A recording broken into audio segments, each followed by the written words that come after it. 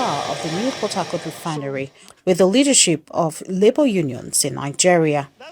The labor leaders are here to see firsthand operations at the refinery after the controversy that followed the announcement of the resumption of operations at the old refinery facility. This asset is under rehab for an upgrade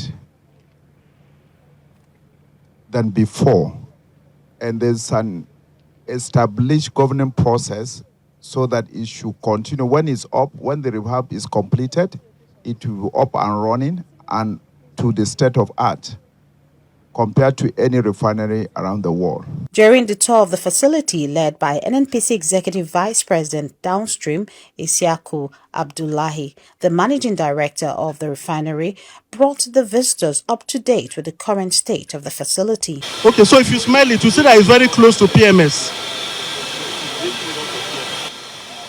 Kerosene? Kerosene, please smell it. Please smell it.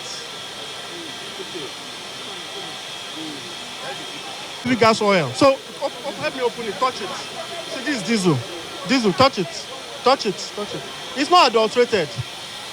The Executive Vice President Downstream, Nnpcl, confirmed that repairs here are already at 90% completion. From the contractor's view, techno mode, which we are doing, and from the report they send us, they are up to over 90% completed.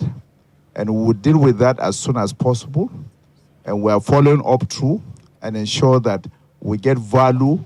And then we have a combined 60,000 with 150,000 barrels per day, 210, so that will support our refining processes and products. The labor leaders who were taking round the old refinery as well as the new one rejected calls for the 4 refineries in the country to be privatized. I and my team, we are satisfied with what we have seen, with the level of work and the level of detail that went into it.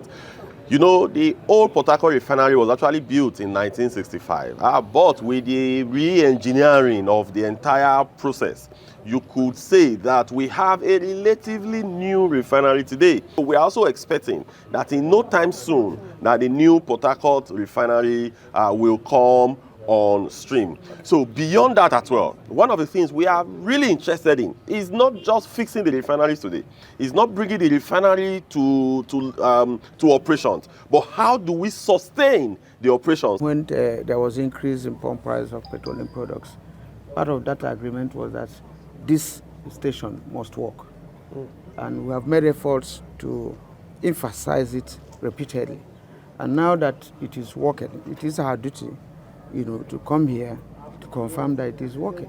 So it's an extension of an earlier agreement which we reached. Knew that the place was working, But however, having been taken around and I saw the massive investment that was made here, I believe too that selling this entire project, to some individuals will not be to the interest of Nigerians. So I want to join, my TUC and Pegasus counterpart that the LNG model should be adopted in running, this refinery, and not a wholesale at all. Built in 1989, the new Port Harcourt refinery has a capacity of 150,000 barrels per day. When the new Port Harcourt refinery fully comes back on stream, Nigeria will hopefully begin to experience energy sufficiency. The target is to ensure that the country no longer exports crude for petrol, which will in turn have a huge impact on the economy. Georgina Nnpcl, Arise News.